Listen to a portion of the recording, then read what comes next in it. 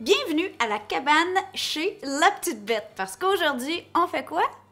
Des beignes aux patates.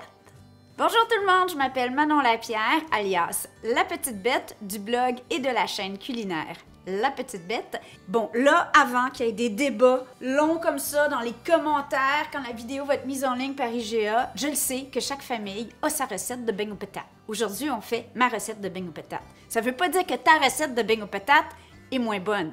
Toutes les recettes de beignes aux patates sont bonnes. Mais si tu n'as jamais fait de beignes aux patates, si tu n'as jamais fait de beignes aux patates, aujourd'hui, je te présente comment faire des beignes aux patates à la maison. Première astuce, qui dit beignes aux patates, dit évidemment pommes de terre. Idéalement, on fait cuire les pommes de terre au four ou à la friteuse à air. Pourquoi? Parce que plus les patates sont sèches, plus les beignes vont être fluffy. Si vous faites bouillir vos pommes de terre, on vide tout l'eau, on égoutte, on remet la casserole sur le feu et on remet les pommes de terre dans la casserole pour 2-3 minutes. Et vous allez voir, ça va assécher les pommes de terre. Ça, c'est l'autre façon.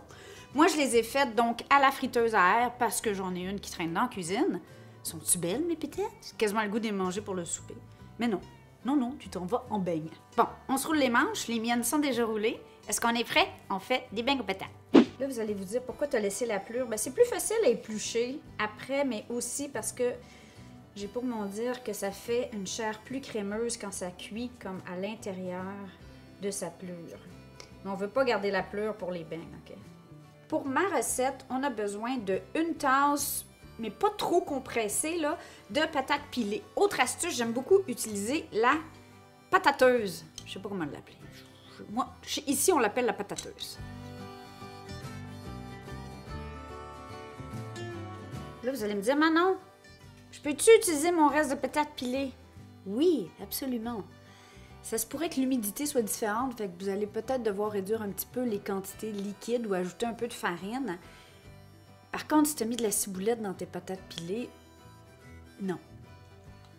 En passant, j'ai utilisé des pommes de terre à chair jaune. Yukon Gold, c'est bon aussi, des Russet. Si vous voyez, après cette opération qu'il y a encore beaucoup d'humidité, genre beaucoup, ben simplement les mettre au micro-ondes, 30 secondes, ça va aider à sécher la patate. Pour le mélange à beignes, on va combiner un quart de tasse de beurre salé ou non salé, c'est pas grave, vous ajouterez du sel, et une demi-tasse de sucre. Moi, je les fais pas trop sucrés mes beignes parce qu'ils vont tremper dans le sirop d'érable après, puis bon, ben on va se le dire, c'est quand même assez sucré.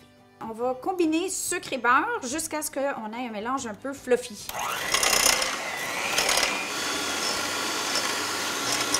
J'ajoute un œuf,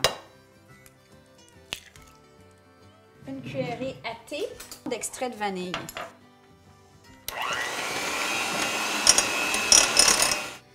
On ajoute nos patates et ingrédient magique, un quart de tasse de babeur. Vous pourriez utiliser de la crème sûre, ça fonctionnerait aussi, mais moi j'aime beaucoup babeur et pommes de terre. Le petit côté surette est vraiment intéressant et c'est plus liquide. Donc, la crème sûre, il faudrait couper un peu de farine. On ajoute 2 tasses de farine tout usage, une cuillerée à thé de poudre à pâte, une cuillerée à thé de bicarbonate de soude. On va ajouter une pincée de sel. Comme j'avais du beurre salé, c'est vraiment une pincée. Et de la muscade. Idéalement fraîchement moulue, ça fait vraiment une différence.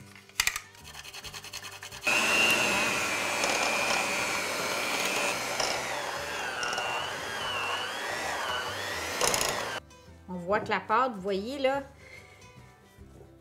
elle est prête à faire le party. Wouhou! Qu'elle est belle!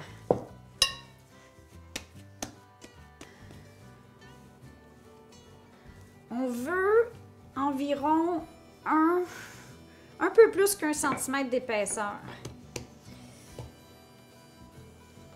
Mais pas trop mince, parce que c'est des beignes quand même.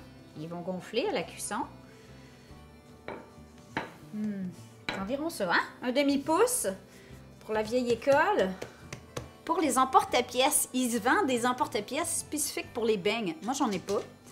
Alors, on va y aller avec...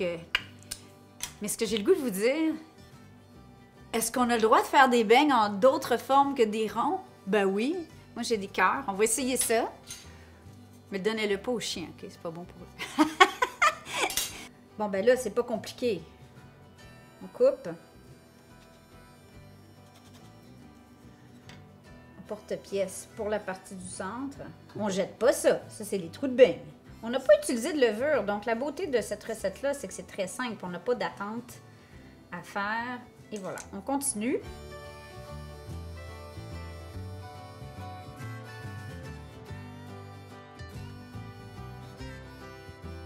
La vieille école, ma grand-mère et ma mère font ça dans le shortening, mais vous pourriez le faire dans l'huile que vous préférez, de l'huile à friture, évidemment.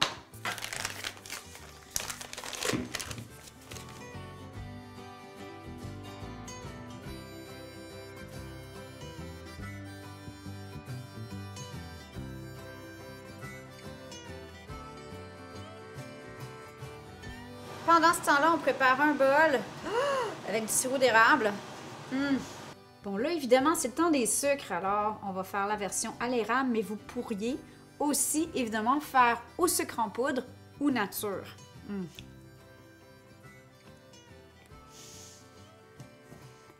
Pas trop sucré, moelleux, ça n'a rien à voir des beignes faits là, avec amour. Faites ça, c'est tellement bon.